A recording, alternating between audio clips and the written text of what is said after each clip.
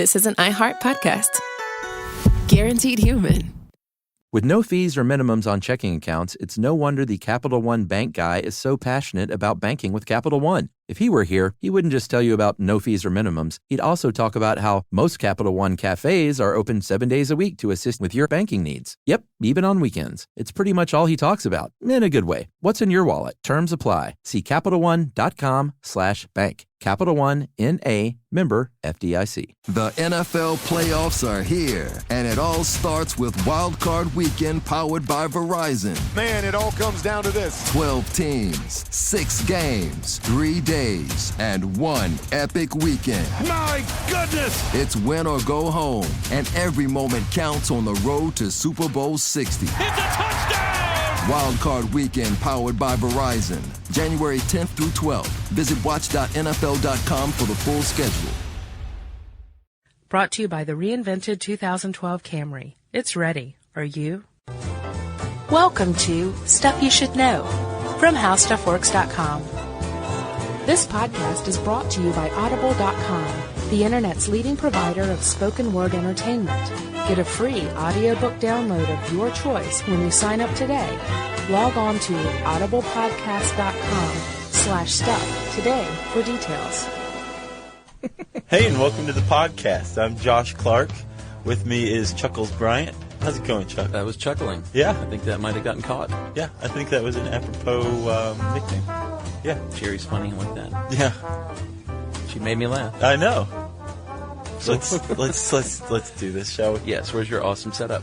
My awesome setup is as follows, Chuck. Do you consider yourself a happy person?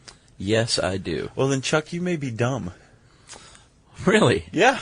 How so? Well, there's this long-standing question of whether or not there is a negative correlation between intelligence and happiness. Take one Ernest Hemingway. He said something along the lines of, I don't know, happiness in intelligent people is the rarest thing I know. I'll one-up you. Oh, bring it, buddy. Charles de Gaulle reportedly said, happy people are idiots. Did he really? Mm-hmm. And I don't know if he meant the medical classification of days gone by, idiots. I think he just meant, idiots. Mouth breathers. I've got one that's going to even top your Charles de Gaulle one. Okay. Charlton Heston said, "You can pry my gun from my cold, dead hand." Yeah, he sure did. Yep. Was he happy?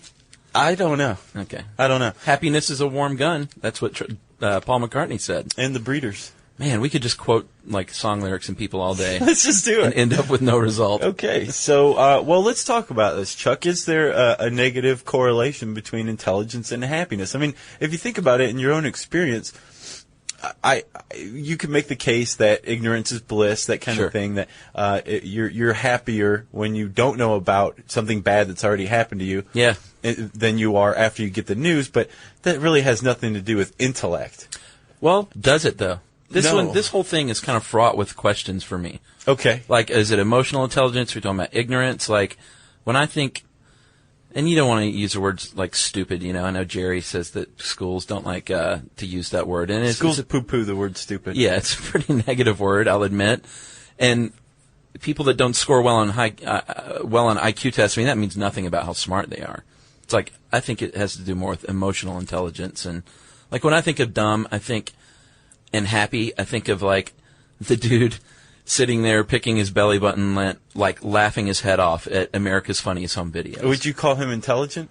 I don't know. I kind of link that as one of the dummies out there, but I'm jealous of that because I watch that show and I can't sit still. It's just so awful. But some people think it's the funniest thing ever. I think it's kind of funny. And they seem really happy. A guy gets kicked in the groin and everyone gets a good laugh and he falls on his face and. Beavis and Butthead, they were idiots. They were always laughing and happy. And you couldn't laugh at that show either? No, it was funny. Okay. But I was laughing at their idiocy. I would consider you a pretty... I don't know if intellectual is the right word, but definitely intelligent. I would consider you an intelligent person. But I'm not intellectual in the least. You know that. But I would say you're fairly happy. Yeah. But I could see you happier. Well, moods come and go, buddy. Okay. But you're saying you think you're generally a positive, happy person. Yeah, I'd say generally I'm a pretty happy person, barring, I'm moody as well, but that's in the genes. So your questions as to these articles are like, is intelligence emotional intelligence or intellectual intelligence? Right. I think what they're talking about specifically is mental intelligence. Right, like book smarts? Sure, or I think you could make a case that street smarts comes out of intellect as well. Can you? I can. Okay. I'm not going to here, but I could if I wanted to. Well, I think technically they've done some studies that said there is no direct link between happiness and actual intelligence, right? Yeah, let's put some substance into this podcast. Yeah, seriously, we can speculate all day. Okay.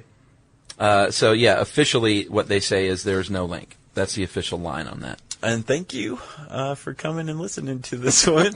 Yeah, no, there isn't any. Well, actually, that's not true because I found a study. Okay. Hit me. I found a study on the Freakonomics blog. Actually, there's a couple. He drew data from a study of 14,000 people. That's pretty good. And they were given, it's a pretty good sample. Mm-hmm. They were given a vocabulary test, Uh-huh. and then they were giving an analytical reasoning skills test. And the people in the top third consistently also reported being happiest. And they were less likely to be very unhappy. Right. Well, then you have to get into what happy is and all that stuff. Not only here's the big problem. This is the problem with everything. Yes, here is our problem. Okay. No one actually knows what happiness is. It's a subjective experience. Yeah, or if it even exists. I've seen a couple of people posit that. The problem is, and here's the catch-22, all the people who are thinking about happiness are intelligent. Right. If you're intelligent or if you're not intelligent, you're probably not thinking about happiness. You're just happy. Right. So the whole field of the study of happiness shoots itself in the foot every time it opens its mouth. True. Because it's all smart people trying to figure out what happiness is, and I can't think of anything that could make you unhappier than that. True. So let's just stop doing this immediately. We should. Yeah. Well, we can talk about some little correlations here and there. I know that one researcher was talking about how our educational system doesn't really, they tend to separate the intelligent ones. So in other words, early on in schooling, the really, really smart kids are oftentimes segregated and put in special classes, sometimes even special magnet schools. Yeah. They're not picked first on the kickball team. They're outcast in some ways because they're smart. And does that lead to happiness? Probably not. Yeah, there's too many externalities that you can't really account for. Exogenous factors? Yes, nice. Wow, you have quite a memory, my friend. It's a recall from our super stuffed guide to the economy. Another problem with trying to define happiness is every study of happiness is a survey. It's all self-reporting. Right, true. And I can't remember, it rings a bell that you had said, like, we talked about this before, and you had said something along the lines of, it depends on when you take that kind of test. Was that you? Yeah, sure. I mean, if somebody tested you right now, how would you test as far as the life satisfaction scale or happiness quotient goes? Well, geez, that's tough. I mean, like right this minute. Well, I'm in a pretty rotten mood today. Exactly. But what about yesterday? But I wouldn't call that, I wouldn't chart that on the life happiness But don't scale. you think that the mood that you're in when you're taking a survey on your life is going to influence everything? I would like to think that I would be able to step outside of that, but how can it not?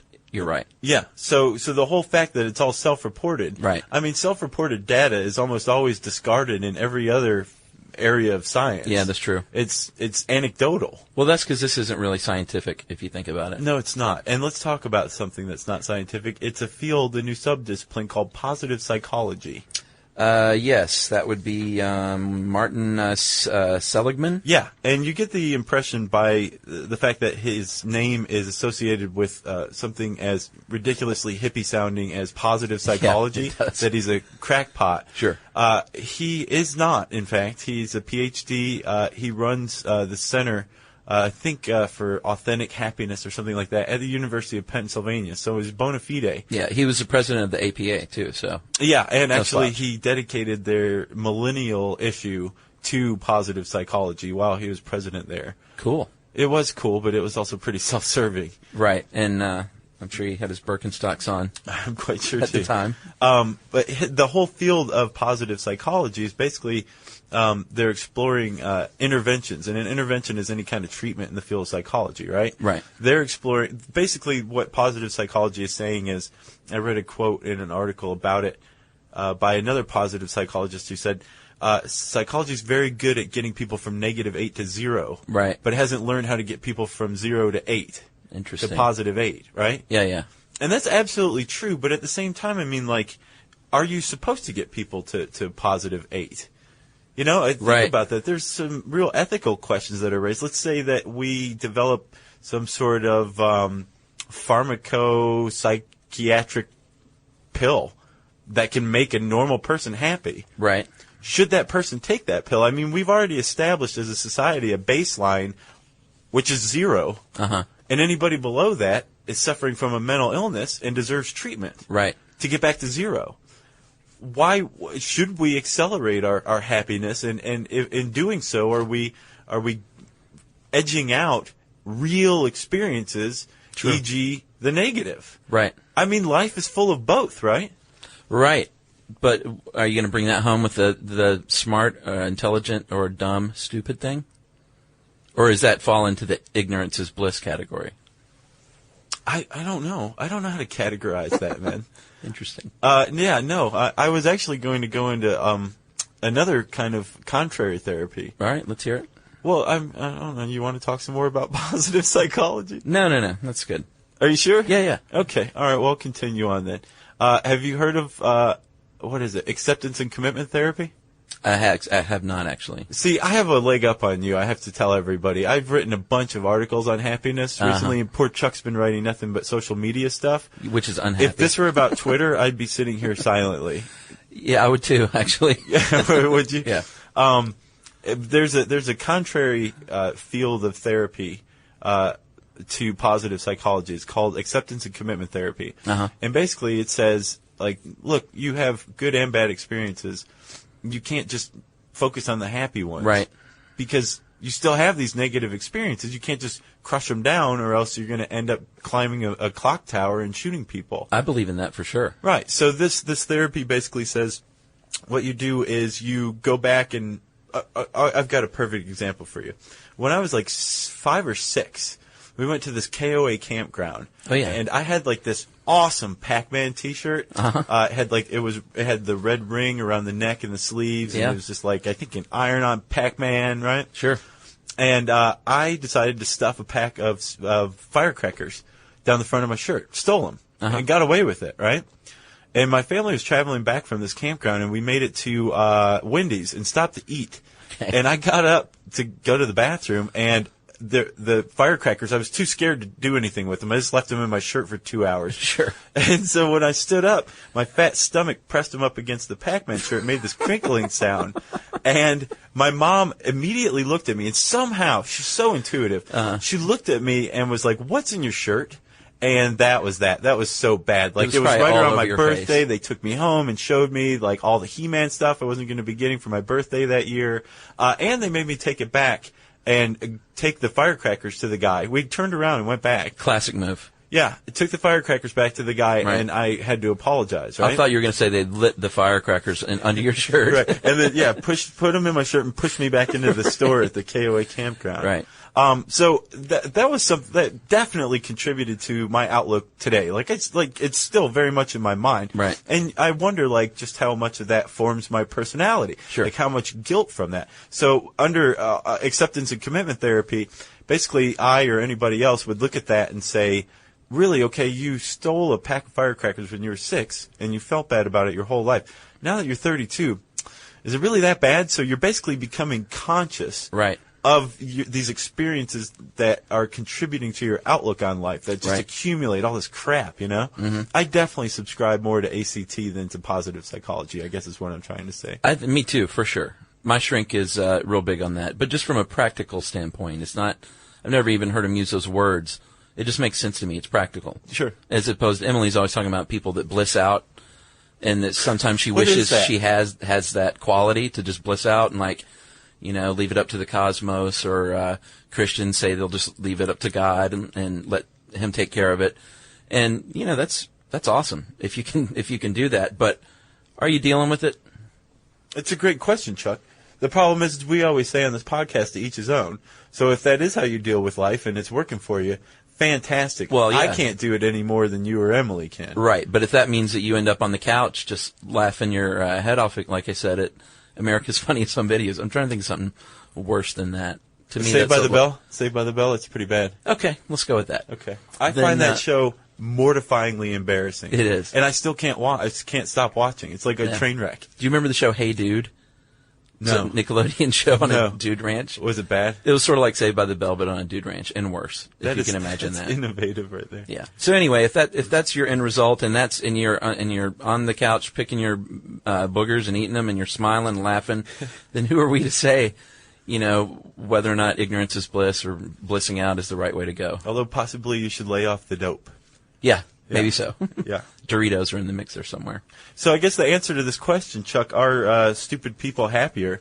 The answer is we don't know. And whether you think that that's the case or not would definitely depend on whatever self-reported anecdotal survey you read. Right. I think it's interesting. This is one I want people to log on to the blog when I do my Friday recap. I'd like to hear about this. I'd like to hear some opinions. Calling out. I'm asking for it. Awesome.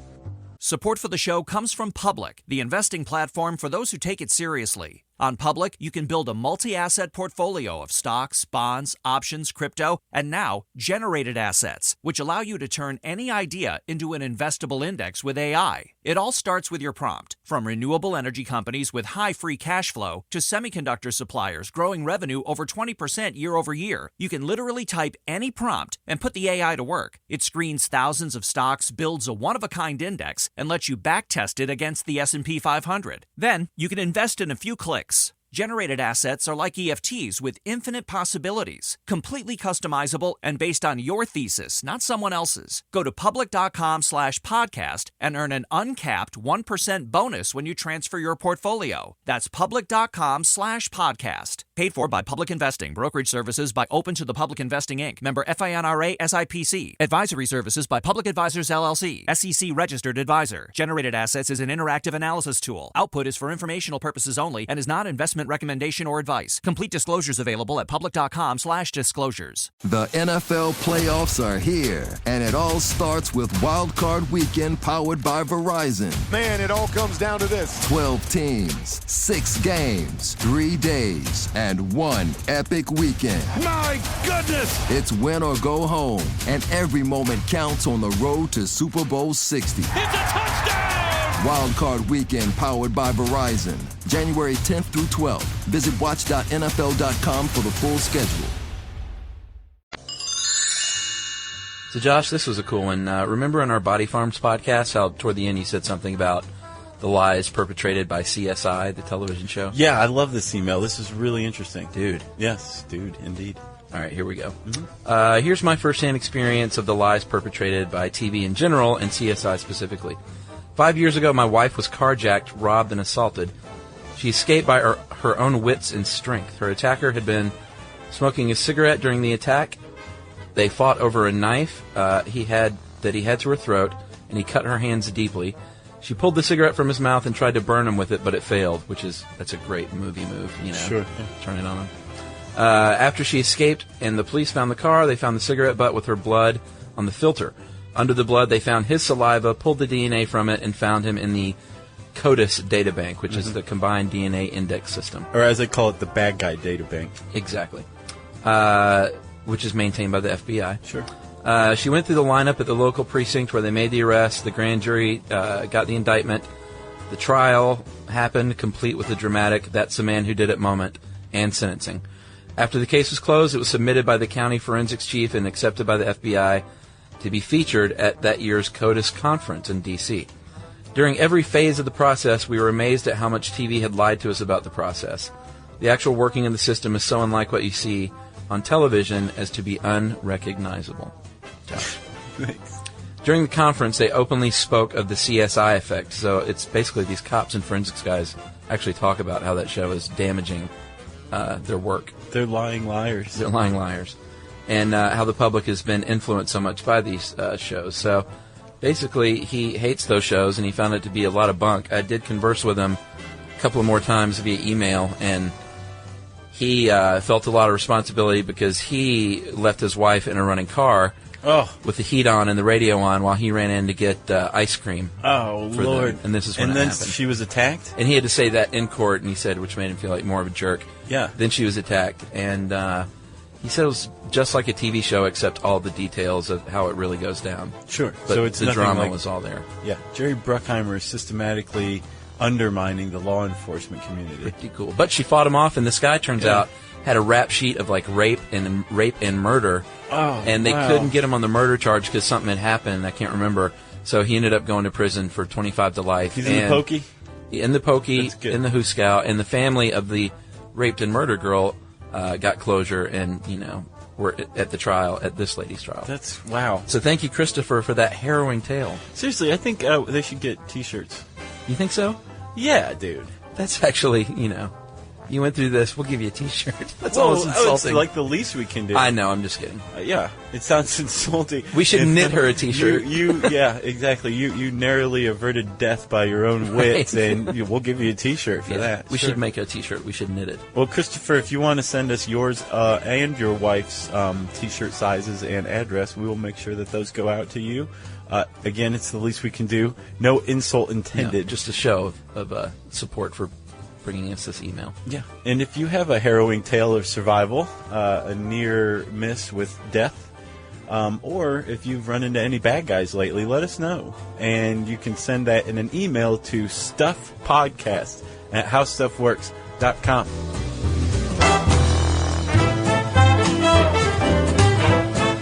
For more on this and thousands of other topics, visit HowStuffWorks.com. Want more How Stuff Works? Check out our blogs on the HowStuffWorks.com homepage.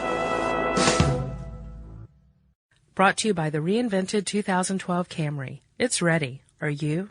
At CVS, it matters that we're not just in your community, but that we're part of it. It matters that we're here for you when you need us, day or night. And we want everyone to feel welcomed and rewarded. It matters that CVS is here to fill your prescriptions and here to fill your craving for a tasty and, healthy snack. At CVS, we're proud to serve your community because we believe where you get your medicine matters. So visit us at cvs.com or just come by our store. We can't wait to meet you. Store hours vary by location. The NFL playoffs are here, and it all starts with Wild Card Weekend powered by Verizon. Man, it all comes down to this. 12 teams, 6 games, 3 days, and one epic weekend. My goodness! It's win or go home, and every moment counts on the road to Super Bowl 60. It's a touchdown! Wild Card Weekend powered by Verizon. January 10th through 12th. Visit watch.nfl.com for the full schedule. This is an iHeart podcast. Guaranteed human.